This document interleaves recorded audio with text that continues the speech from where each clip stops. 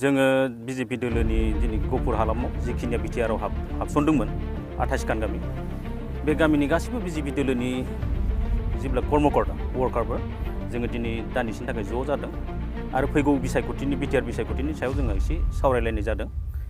बे बिसायख'थिखौ जोङो बोरै थारमाने बाहागो लागोन माबायदि मावनांगौ जोंनि वर्कारफ्रा बिनि सायाव जों एसे डिसकास जादों।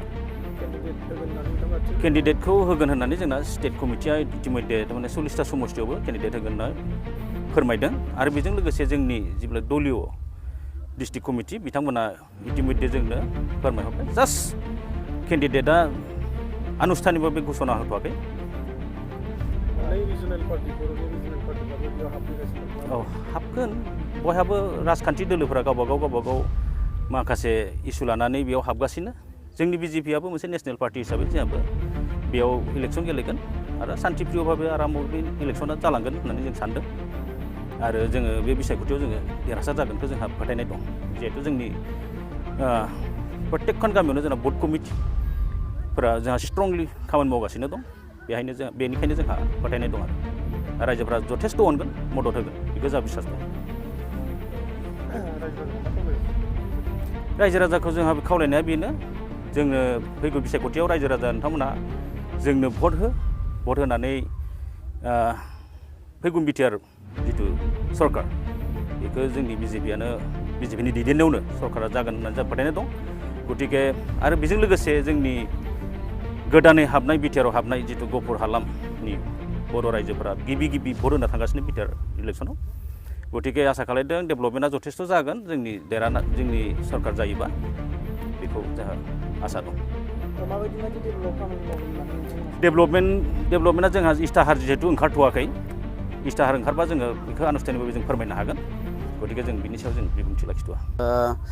दिनै जोङो जेसेबांनाखि जोंनि BJP दलीय कर्मि दं जोंनि सिगांनि पुराना कर्मि आरो सिगां BJPआव खामानि मावनानै जायनाखि जिरायनानै दंमोन गासैजोंबो जोङो आरो दानि गोदान जेसेबांनाखि दायथ'आव दङ गुबुन BJPनियाव गुबुन दायथ' थानायफोर गासैजोंबो जों ज' जानानै दिनै सावरायदों। दिनै जोंनो सेन्ट्रेलनिफ्राय जोंनो मेसेज हरदों जे जोंनि दनसि समस्थियाव जोंनि BJP दोलोनिफ्राय केन्डिडेट होगोना फाइनाल। बेखायनो जोङो एबारनि बिटिआर इलेक्सनाव जोंनि गफुरनिफ्राय गोदानै हाबसनजानायब्लाबो जोङो मोजाङै मोजां इलेक्सनखौ गेलेनो आरो जोंनि गफुरनिफ्राय जोंनि BJP दोलोखौनो जों देरहाहोनो होननानै जोंनि जेसेबांनाखि पुराना गोदान जेसेबां BJP कर्मिफोर दङ जों ज' जानानै दिनै बे इलेक्सनखौनो जों गेलेनो होननानै आरो जों खौसे जानानै देरहाहोनो होननानै जोङो सावरायदों आरो बेखौ जोङो गोजौनिफ्राय जेसेबांनाखि जोंनो गाइडलाइन हरदों बे गाइडलाइन मथे जोङो खामानि मावलांगोन बिदि होननानै जोङो दिनै सावरायलायदों। नोंथांमोननि पार्टियावहाय जि बिजाथिया देरहाब्ला रायजोनि माबायदि मोजां खामानि मावगोन? बेखौ जोंना दा जों जेबो बुंनो हाथ'वा। जिहेतु जों गोदानै हाबदों दा जों गोदानैसो हाबगोन। एबार जों फार्स्ट बिटिआरआव भटसो होगोन। बे देरहाखांनायनि उनाव जोंहा माबायदि जागोन बेखौ जोंनि दलीय हाइकमान्डआ जोंनो अर्डार होगोन। रायजो राजाखौ जों बेखौनो खावलायगोन जिहेतु जोंनि BJP गभर्नमेन्टनि दिनाव दिनै बिटिआर सुक्तिया जादों।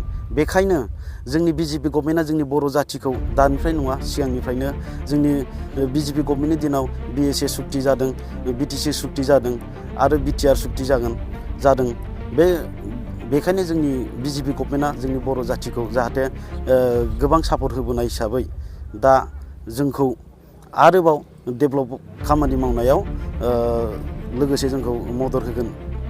बेखायनो जोङो जोंनि बर'फोर साफ्रोमखौबो जोङो गफुरनिफ्राय जोंनि दनसि समस्थियाव हाबनाय मोनफ्रोमबो गामिनि रायजो राजाखौ जोङो BJP दोलोआव भट होनो जों खावलायगोन। कनफार्म दासिम जायाखै। जेला कनफार्म जायो गोजौनिफ्राय जोंनो खबर हरगोन।